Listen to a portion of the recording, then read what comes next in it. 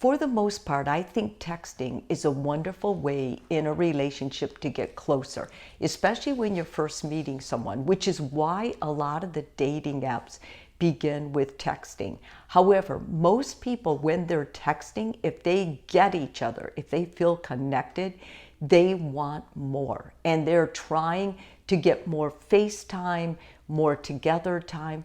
But for some couples, especially if you live a distance from each other, that's going to be tough. And what I've noticed is when couples come in, part of what helps them seeing a therapist is that they have a blocked time. And even if we're on Zoom, we're all together in the same area. That time is scheduled.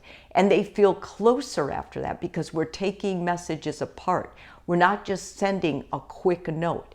Texting is meant to make you feel like your partner's thinking about you, but that's really the extent of it. You aren't supposed to be sending long conversations and having that as your primary way of communicating. So if you're in a texting relationship or what you believe is becoming that, and you're starting to feel some distance, I'm going to start by going through what the areas of concern are if you see these symptoms, and then hopefully you'll get a handle on them so that they won't go any further. So the first warning sign, I would call it that, is that the texts are getting flirty and friendly, or they're staying that way.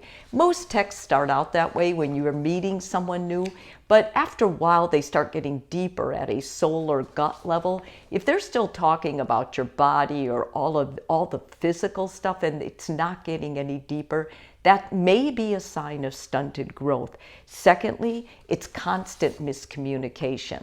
When you're texting, it's really likely that you're miscommunicating. And don't forget, it's hard anyway. This is what makes relationships difficult, is a communication bias. And just being able to talk together and understand, when you're doing that with no context and you're just sending like short little snippets of a conversation, like sound bites, yeah, there's going to be a lot of miscommunication in that.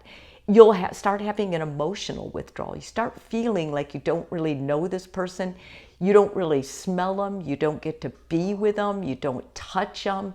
It's all just words. And words for some people are very deep. But if the words aren't deep, if the words coming in stay superficial, eventually, unless you do something, there is going to be a withdrawal of emotions.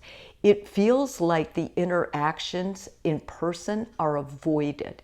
If you try to get together and your partner has excuses or they're working too hard or whatever, then that's another warning sign, because they've gotten so comfortable with texting and it's so efficient. It's so much easier to say they have a girlfriend or boyfriend, but not give that person the time or priority they need. And this is one of the real issues with texting.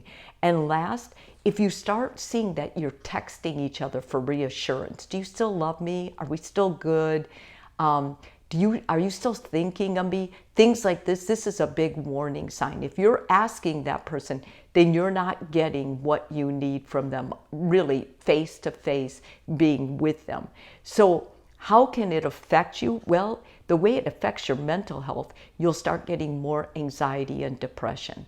Because when you're worried, if you're asking for reassurance, automatically your anxiety and depression is going to go up, because you get oxytocin when you're hugging, when you're really talking at an emotional level with this person. And if you're not doing that, if everything's text, yeah, you're going to start feeling more anxious, depressed.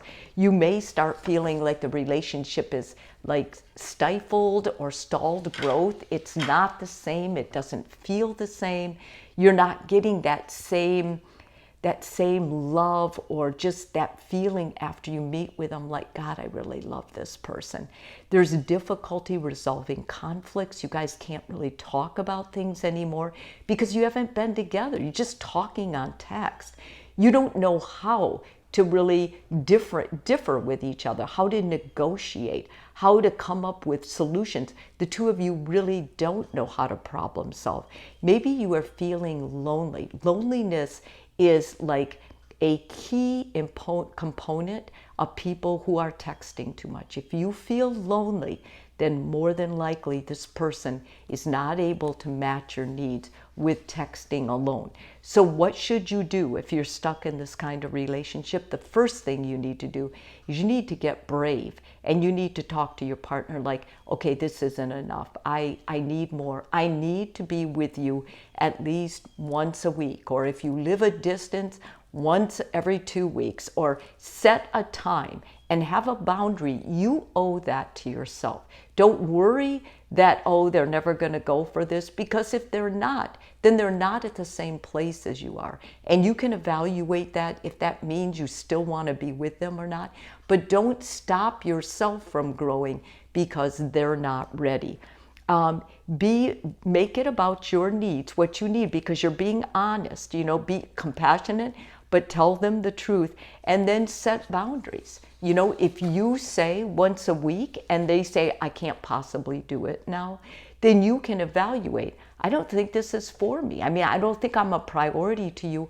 I think that you're a priority to me, but you're just not there yet. And that means I need to step away. If this video is helpful for you, please subscribe. And if you're already a subscriber, thank you so much.